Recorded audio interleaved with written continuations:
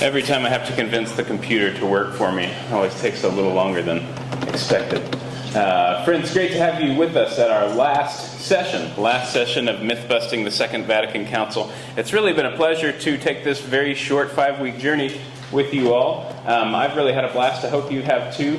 All of my earthly possessions right now are on trucks headed up to the Pacific Northwest, and so our family will fly out of here on Thursday. But whenever we're back in town visiting my side of family and friends and things, we'll be here at St. Teresa. So for better or worse, you ain't seen the last of us. Let's get started here today with a prayer and dive right into it. In the name of the Father, the Son, and the Holy Spirit. Amen.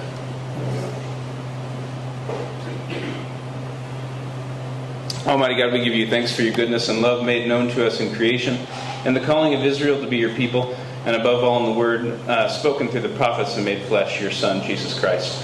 We ask today that as we consider Gaudium et spes, that you would attune us especially to the joys and hopes of the world, and help us to figure out how we ought to reflect Christ's light into it. All this we ask through your Son's name. Amen. Okay, if you missed any of the other sessions, they're all up on the World Wide Web. Just go to St. Teresa Austin on YouTube and they should come right up. They have this graphic as their thumbnail, so just click on them and you should be good to go. Today, as I said, we're going to focus on Gaudium et spes, by far and away the longest, most verbose, wordiest section of the constitutions of Vatican II. There is no way that I can even summarize by bullet point everything that's in here, so I'm just going to try and hit the highlights for you and hopefully get you interested to go back and look at this text for yourself. The way to study this one the best is by the fireplace at night with a strong drink and a pipe. And if your wife or husband, if your significant other lets you smoke in the house a pipe, right, do that maybe with an open window. Chew through it. Really take some time with it. It's going to reward your close examination. This is Paul VI embracing the crowd, as it were, right? Celebrating the joys and hopes of the world, I suppose.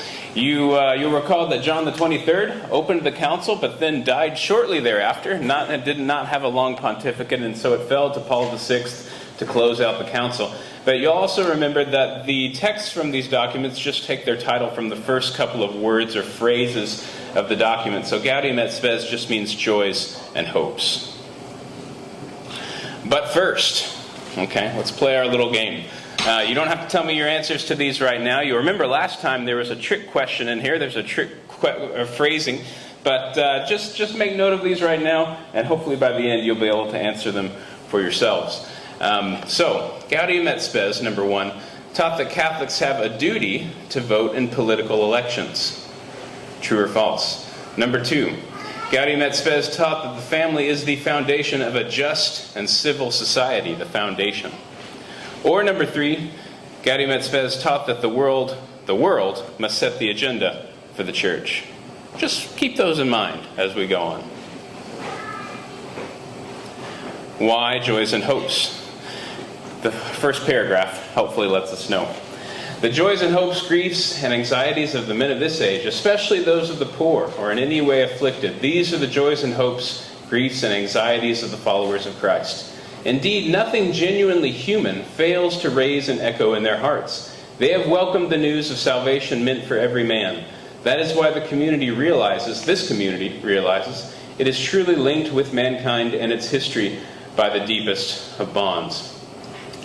So as the church looks out into the world and discerns her joys and discerns her hopes and her fears and anxieties, our posture is not, well, we're so transcendent, right? We're so holy. We're so different from the world that your joys and hopes, your griefs or anxieties are different from ours. No, by virtue of Jesus' relationship to all of humankind, and by virtue of our relationship to Jesus, there's a sort of transitive property happening here.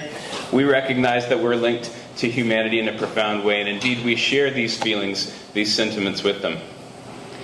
Therefore, this Second Vatican Council addresses itself without hesitation, not only to the sons of the Church, but to the whole of humanity, that the world might be fashioned anew according to God's design and reach its fulfillment.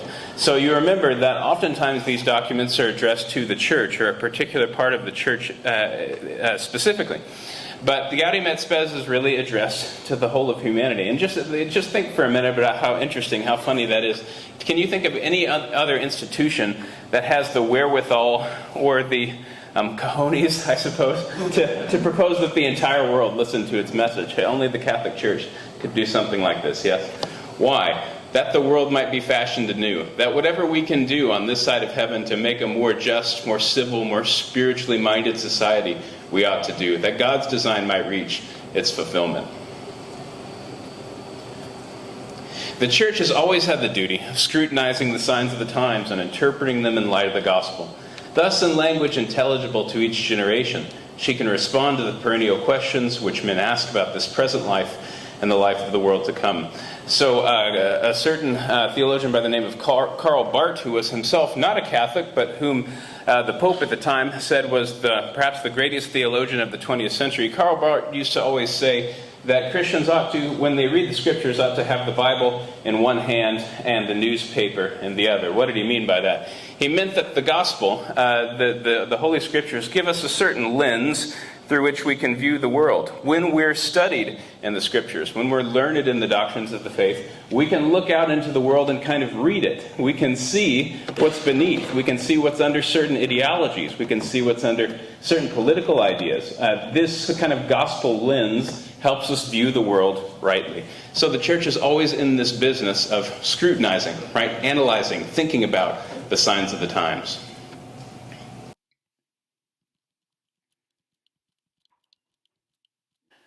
Okay, friends, if you are listening at home, sorry about the interruption here in your audio and video. We had some technical difficulties today. The camera just kind of shut itself off. I'm not sure if it ran out of batteries or if it ran out of room on the card, but there you have it. So I'm recording this right now just from my office, and what you will miss is the audience's laughter to all of my terrific jokes.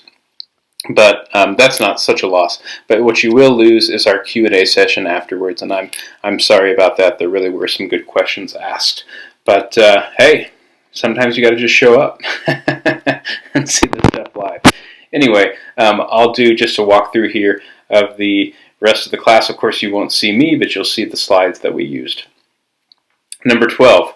Just about everyone in the culture agrees, the Council says, that all things on earth should be related to man as their center and crown, but man doesn't understand himself, often exalting himself as the absolute measure of all things or debasing himself to the point of despair. The Church, in contrast, has her own anthropology to teach.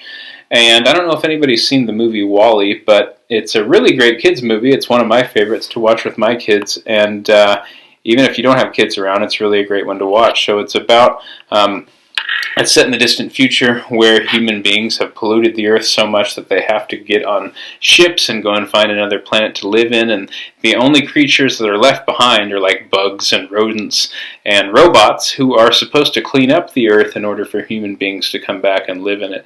And what's great about the movie is that it understands this idea of environmentalism without misanthropy. So it understands that the world is for humans, it's our home, it's given to us. They don't acknowledge God the Creator, but it's kind of chock full of biblical imagery and typology. So there's a little robot named Eva, or Eve, who has an interesting role to play in all of this. So I would just recommend that to you. But the Church has her own anthropology to teach, and it doesn't exalt man as the absolute measure, nor does it debase him to the point of despair. It has a much more nuanced perspective.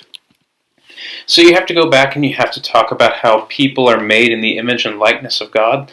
Like God, we can rule and reason and share with Him in rulership over His creation, but that we're fallen. We have disordered desires, we have concupiscence, we have sin, which prevents us from living up to our fullest potential. And even though we've made great progress in the areas of science and technology and art, we're always searching for deeper truths, and we can know reality itself, though we're weakened by sin. The intellectual nature of a human person is perfected by wisdom and needs to be, for wisdom gently attracts the mind of man to a quest and a love for what is true and good.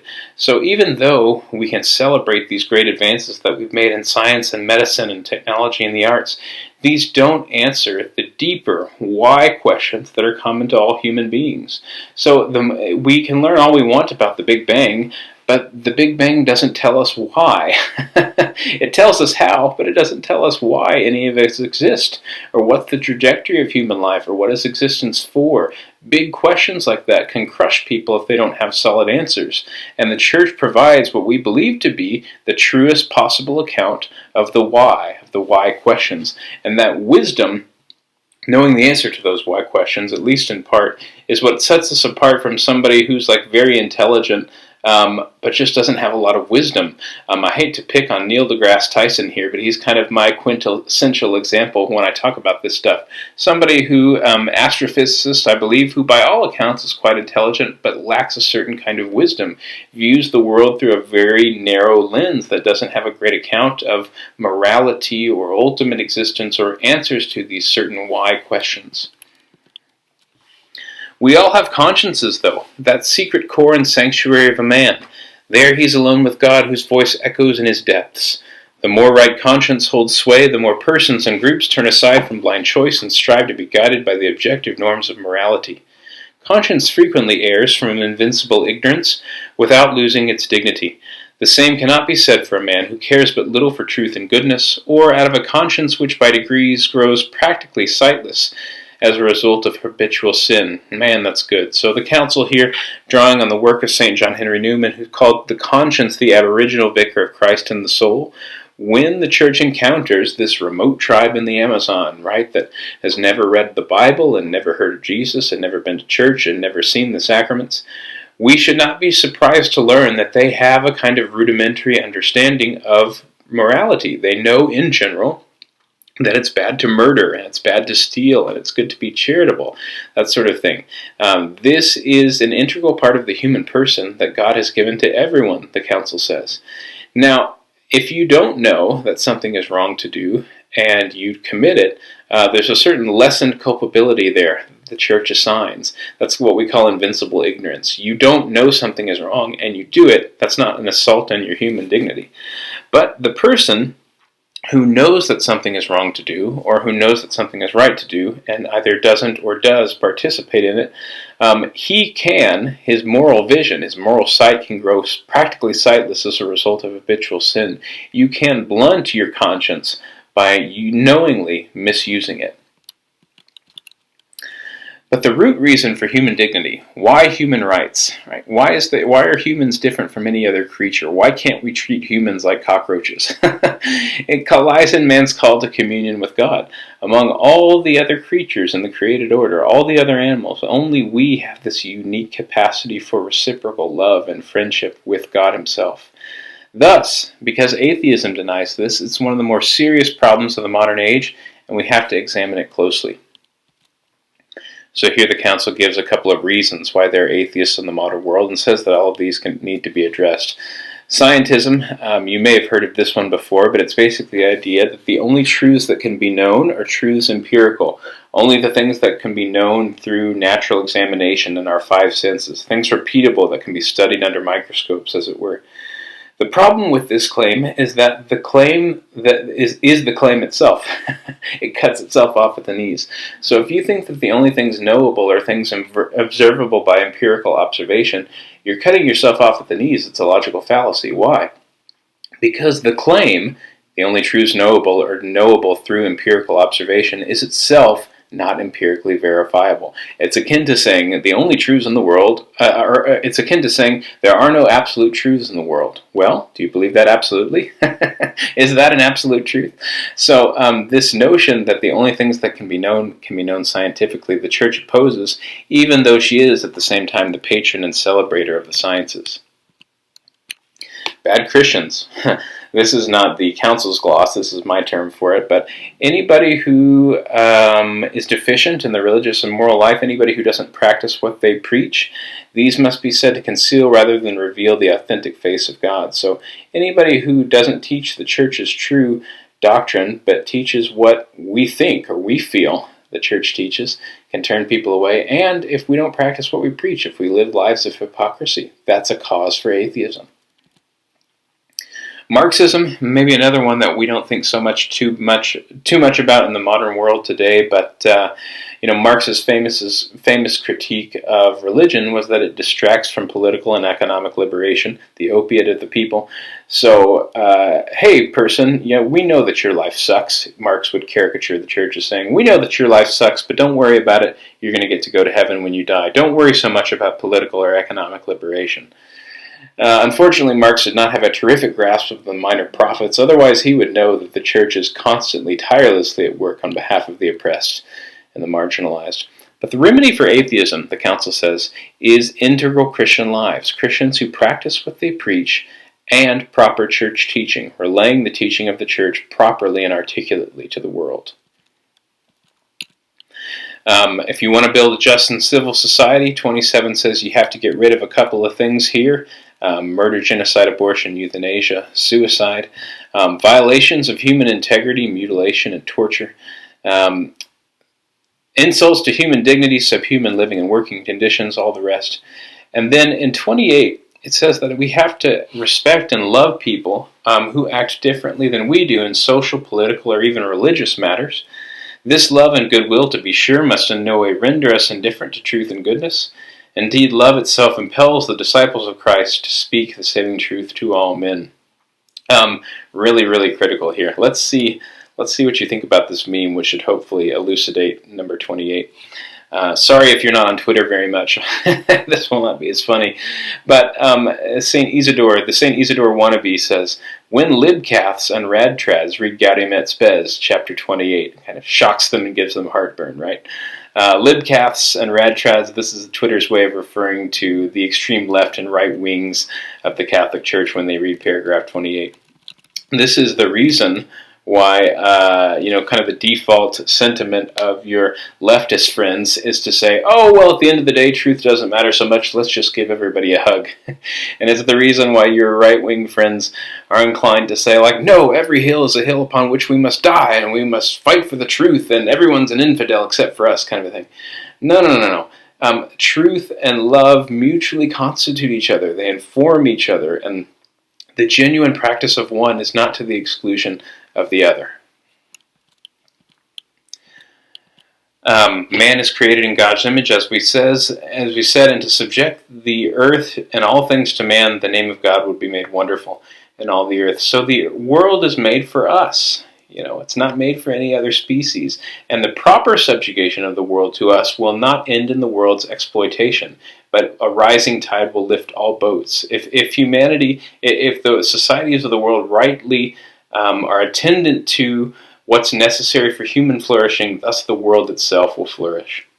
Science is never truly in conflict with faith, for the earthly matters and the concerns of faith derive from the same God. This is really important. So, the Church celebrates scientific advancements and says that if there ever appears to be a contradiction between faith and science, it's only an apparent contradiction. Why?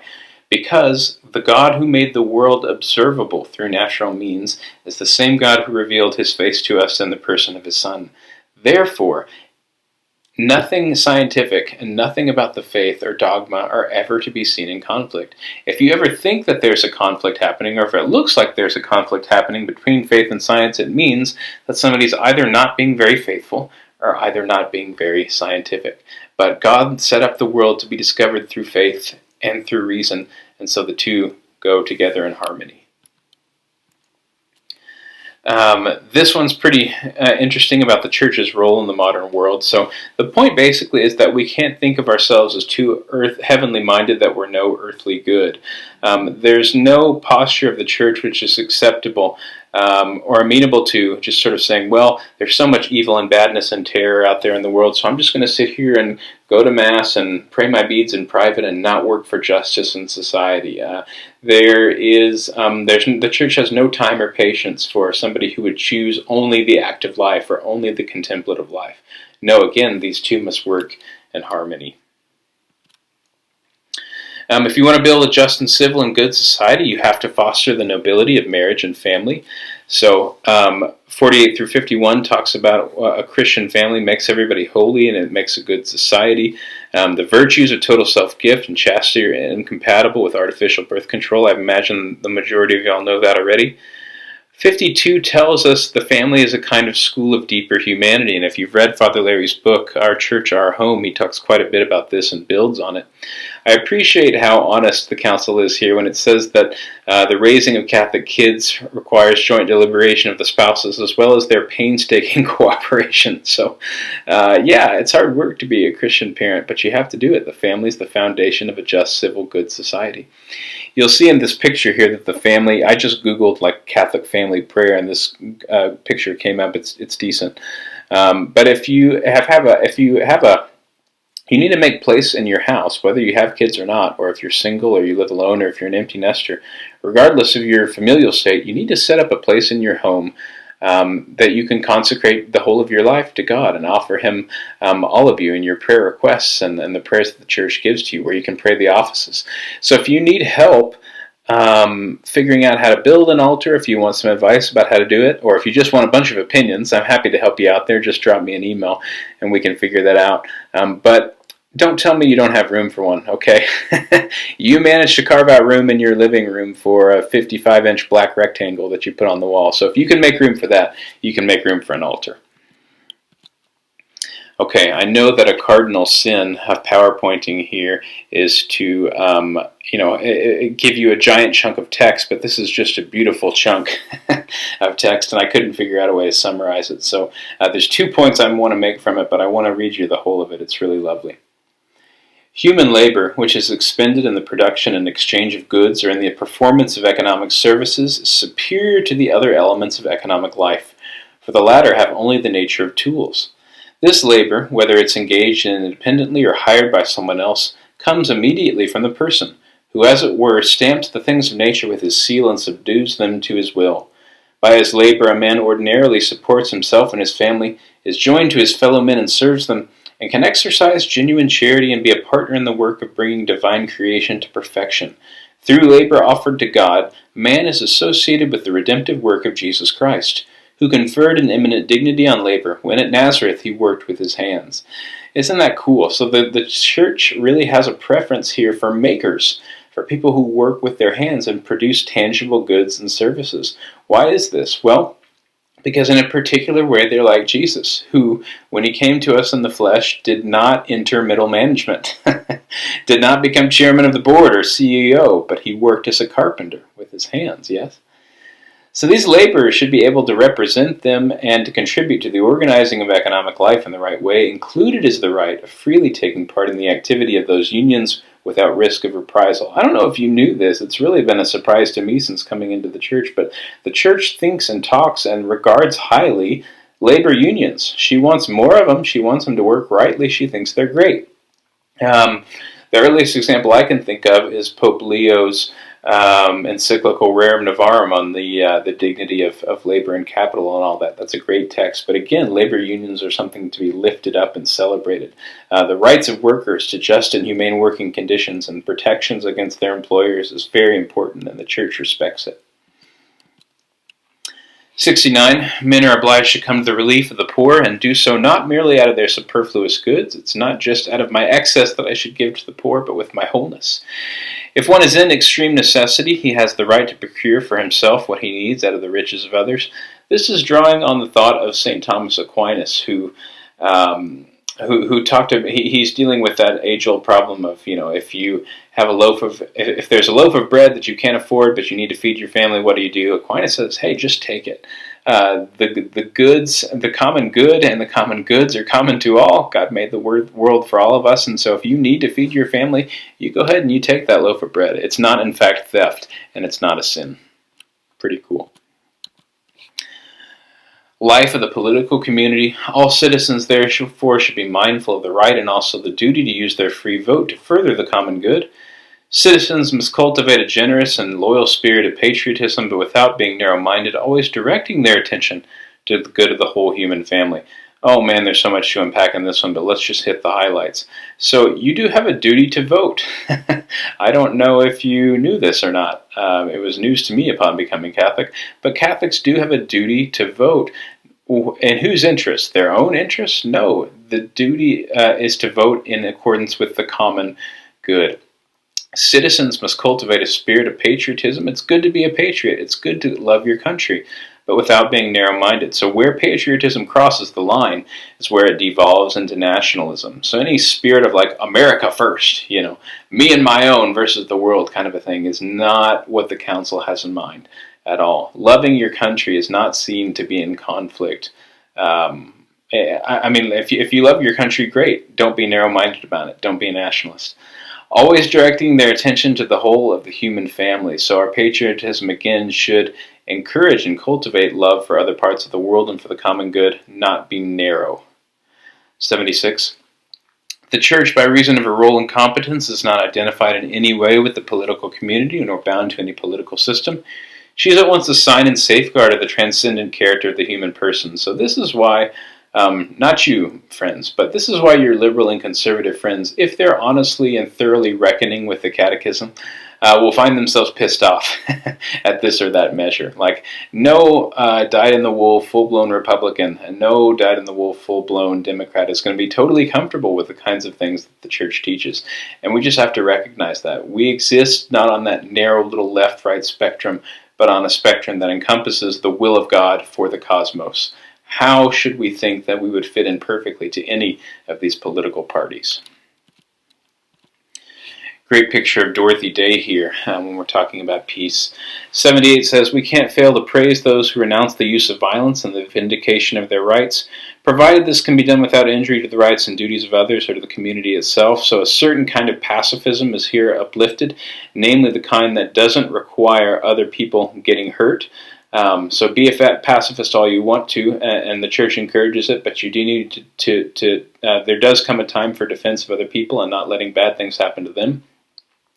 But insofar as men are sinful, the threat of war hangs over them and will hang over them until the return of Christ. But insofar as men vanquish sin by a union of love, they will vanquish violence as well. What does Jesus say in the Sermon on the Mount, if not that? Beautiful text. For this next section on fostering peace, I put up the picture here of the bombed-out cathedral in Nagasaki, which I thought was especially poignant for this point.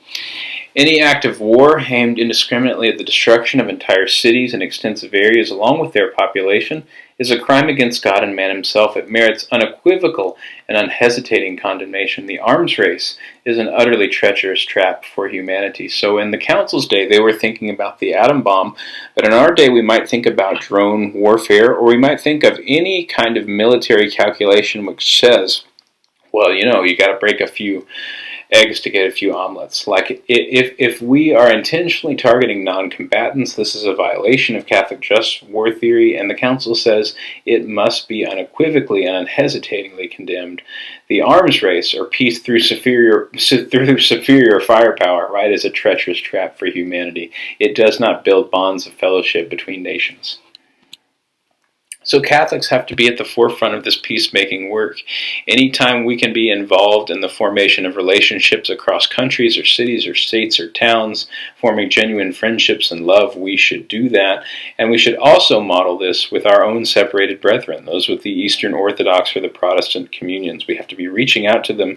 As Jesus says, by this all men will know you're my disciples, if you have love for one another.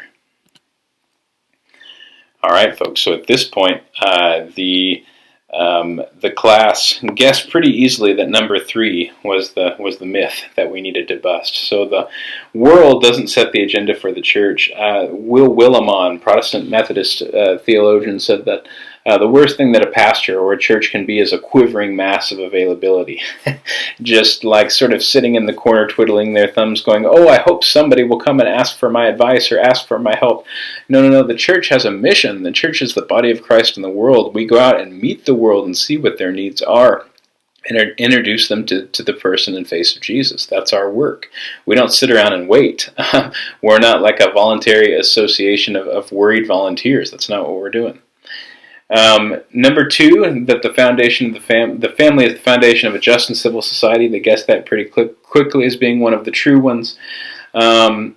It came as a surprise to some of them that Gaudium et spes says Catholics have a duty to vote in political elections. And again, in accordance not with their own self-interest, but in accordance with the common good. All right, folks, the utter lack of detail here on this last slide is in no way indicative of my feelings about you or of our community here at St. Teresa. We very much have appreciated and enjoyed our time amongst you all. My side of the family is still in this part of the country, so whenever we're back in town visiting, we will be happy parishioners at St. Teresa, and so you ain't seen the last of us. That's what I told him. If you need to get in touch with me for any reason to talk about this or anything else, here's my email. And it's been a pleasure to serve with you. God bless.